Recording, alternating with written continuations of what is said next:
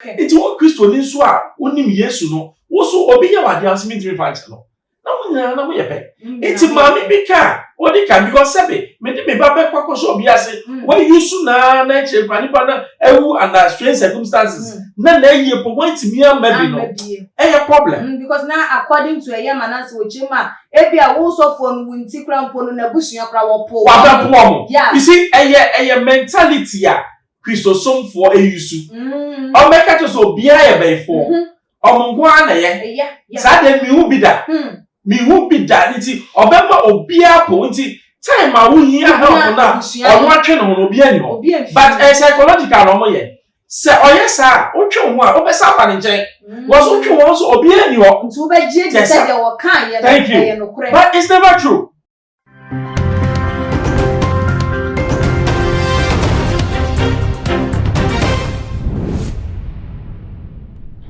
Sure said another winya a bready a drati in summer a day eba some more too much HFD Cassie as so now I was here for now what ye every ye may chair ye no memendam and I just say ye me a bear mad run and him say I'm a woo I brand and I just one year papa reverend Kokubo for Nijata one Eddie a year Juman I just say BB and me uncle so a year not as I brand Eddie a free a year and nine I say at the echo and no mono what day Kokoto and another one said one a bra ni wono eba ye mobeka ye Obofour ba andi crampo no ebe soon ye ekeka eye e won se memende yi e na chese wo mkope no eye kura bre a chese wo mkata na chiri kura na abusuafo ensem efre chire ede eba de se woni ense se ye kan ede ejo Manasseh the world changer abibiebie nyoma bi eni so efa eye ekwan a ye papa reverend Kokubofour ede ne church members mpo efa so because of yes, I no it's you go to money about you but was a market ho enura e ho na busia for trans de der funu no and almost any year and so the man say mama yenji sika ye papa di ha na ya emfa sika no nko ye mfa nko bonsanwa e we ye na se ana emfa nko boa ye nua na se de ni amawutie ne ya nko bia enye e wa chimota branch omujiji sika ni wie ye no e na omo from mo papa se papa uni krom ha nanso ye fro ne yabo amane se nso de ma no yetumi ahia akaka ye nsase agigi bibi kakra ye de kɔ akɔpo amawu ayie no ama mpanimfo de aso ne ma so aye emboa aye ayie no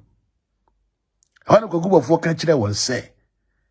obi nim otu ne nsi amawu aye na se a obɛka ese no mo obi antu ne nsi aye na se tia nso de ma no obi entimi ankɔ aye ni bi mo entimi ankɔ nso de ma entimi ankɔ aye ni bi enura amawu aye no na awira ho enura amawu aye na se na awira ho tama yɛde amawu eba na awira ho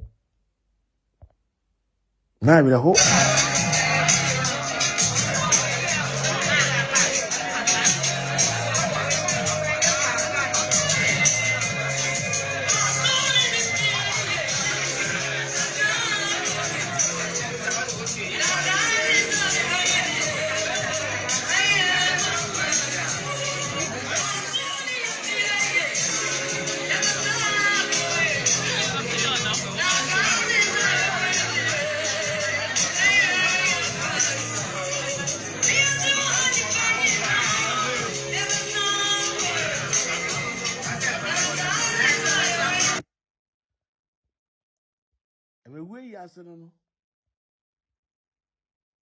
amawu ne yase ena mu hunu no wan ko bi wan sie yi na se eto obayi funu kura nyam na mi yi kire wo bi ha se ya akwaku hwe bia wunni kwa opa no kura na ofa so a ye fa ni funu amawu ne ye de ni funu be hye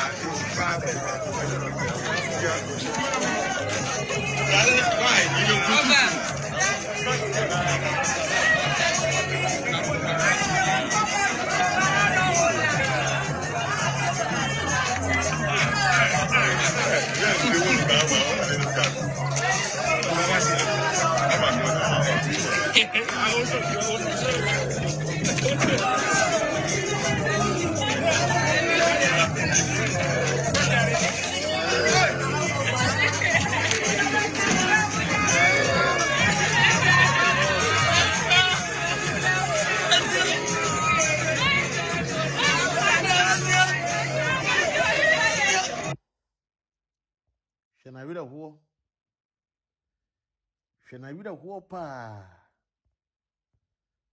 Shenawira huo aye. Shenawira huo. Awoka se ewiase wotenase. Unye wiase ni o, wo ye sofo. Unye wiase ni, wo ye sofo. Na obi ba be som wo mfie bebrenie. Kwen akante mame kan. Kwen wiwi enyame hira. Or say riches ends at the grave. Positions at the grave. End at the grave. Popularity and fame all ends at the grave. Both rich and poor will be buried at 6 feet alike.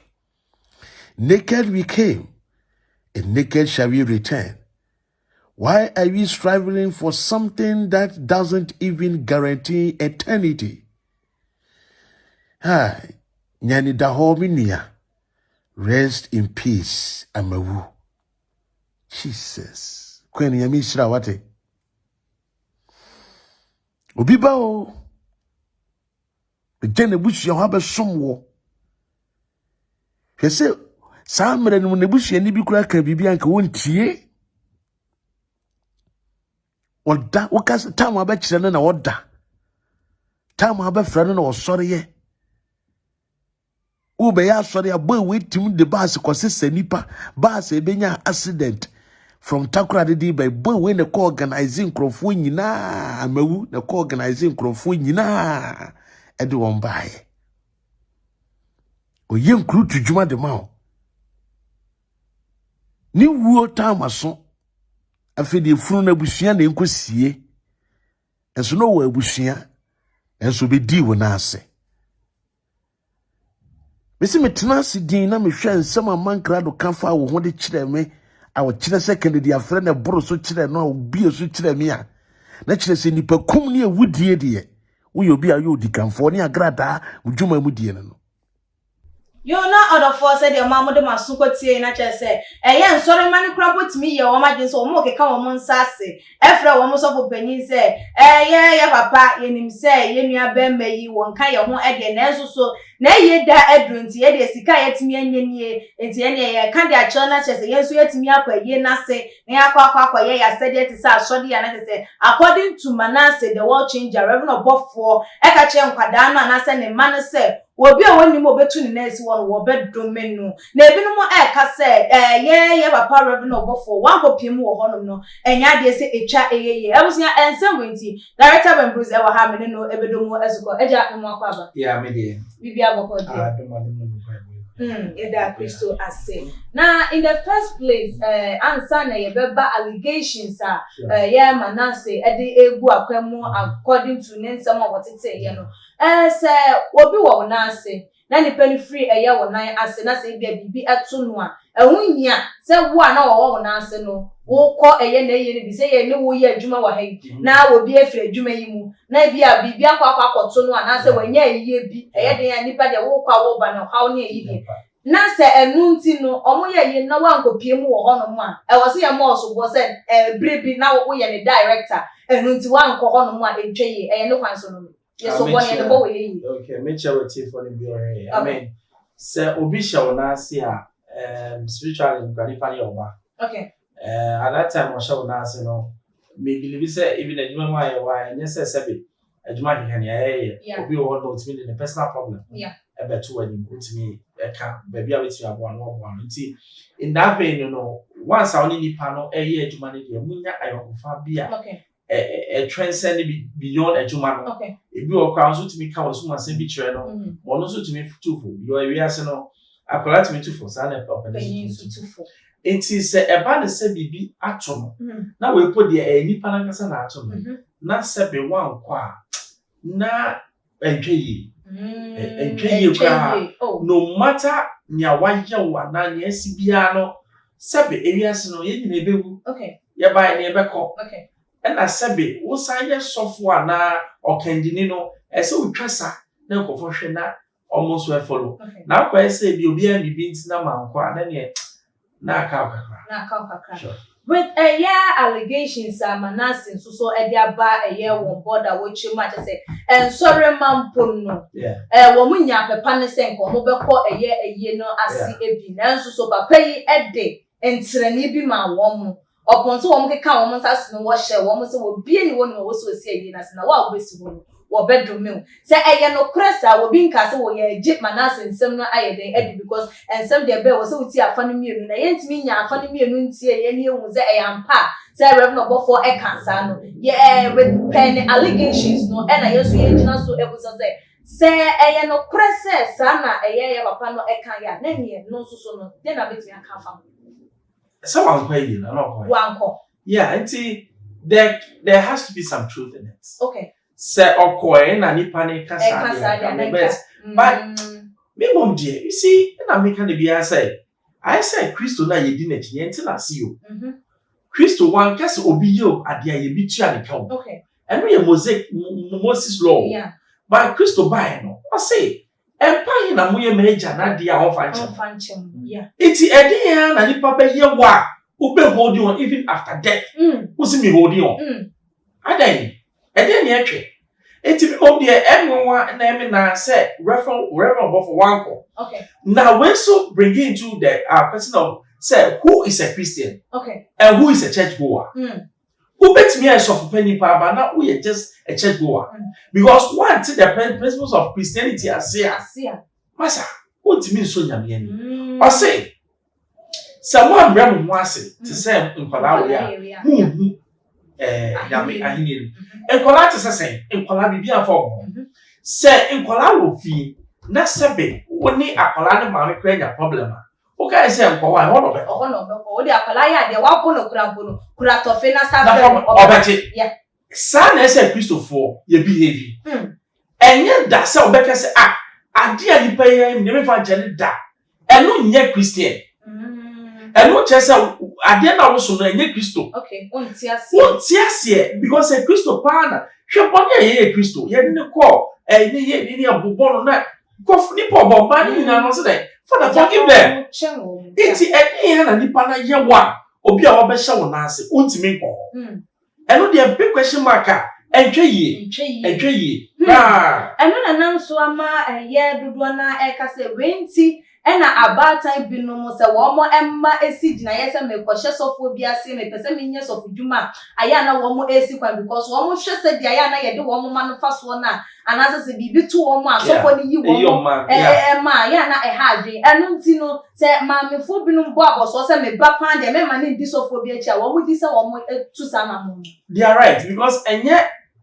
first time na ye huta I see one too many na eya ye bibi se sebe asofo no di anim no omokro mo nti kisoso na se de bia me ka me say obi odi wani but Bible no kind on ti ase because I want ti ase a sebe in times of this na we show say me a Christian in times ade bia si a obi expect say obi different thing no ye opposite no be say wow obi kwa say be only Christian no get nia sofu aye nti mekwaso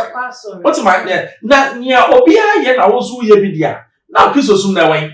woni obusunsun ni the same thing because say obusunsun we ya don fa won chawo it wo Christo ni so a onim Yesu no wo so obi ye wade asimi three fanch no na wona na wo ye pe it ma mi bika odi ka because sebe me de me ba be kwakoso obi ase we yusu na che panipa na ewu under strange circumstances na ye point me am maybe no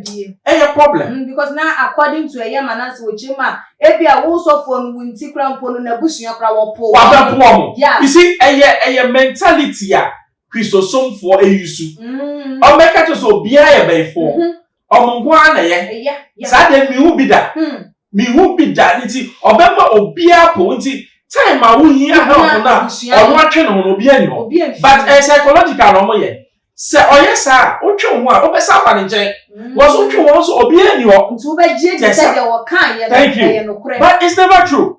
Send me the be am say nipa epo wa enye se wusu. Okay. I say nyame na apo. Nyame po pa na se wusu. It is sad no mo yede de mi hu kisoso no ba bi am kosua kisoso no wo. Say bia Yesu kasa no mo antia se no. Omo dane ne de a ene omo a. Ene omo a. Na with eye de ekọ eye eso ne de esisie. Do na ebusa se ye papa Reverend Obofour ensem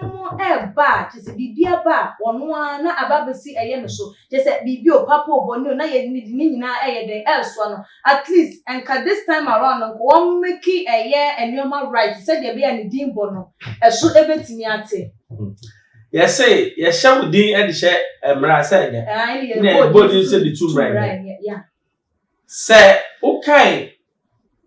osofo the way I saw the quality and yes unya no asem bia oyo bi ojo papa ojo say the wajo say wajo en sema aba twi adan na onipa ba bia ka ho asem sa oh sometimes me feel say obo gu Christosuma ni mase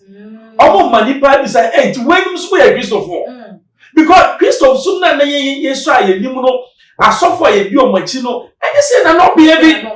omo ni ye ni omsu no everybody e wo Bible ni obi a omie na no because away sofo because of the ni ye ni su ene ne mreyo se ni ote na de ede na aba ye free ye hu jata yi jata ne ba ko pe Yesu be ne free jata ye free ye jata bi ye enkran for do mo we da we na see Yesu be ne free jata o kan sa da na say wo kan de etia na abodia ye bia ma me kan sa body okay Yesu be ne free jata okay the Lion of Judah ye ntiase the Lion of Judah no ono no de ne kwato ho no osan pejaye at the same time no osan ye lamb because lamb no ojo it is jata no enye jata se me kra me kaka Lion of Judah lion is very fearless into time edu owo no o de ne kwato ho no wuye eno ti na friend the Lion of Judah baba lamb no ye na o pray my born asemium o bread ho ase it is no go be the lioness no enti ye ka se we lion na eno je se o chichi ni pare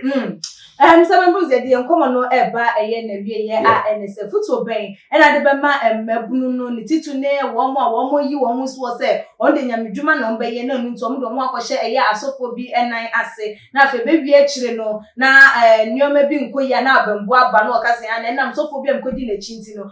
What is it, and I mean, soon a yen, maybe another Yamechi, the Cramajano, a foot to be my woman and fat and see. Me de be am say, Yami, Yanni, Yame. Ena sabe enye se opeso enya medjuma na ese wo yesofo ubetimi akọwa adwuma opọ ba fa Bible na preach se enye sika na ye pa ke no kra nya mesom eno ye kopa adwuma nye and because sometimes obi o ya fra no onim nyame po onim calling bia wose mi godi nyame achi sabe ye se opre wo na boss ya emoja na eba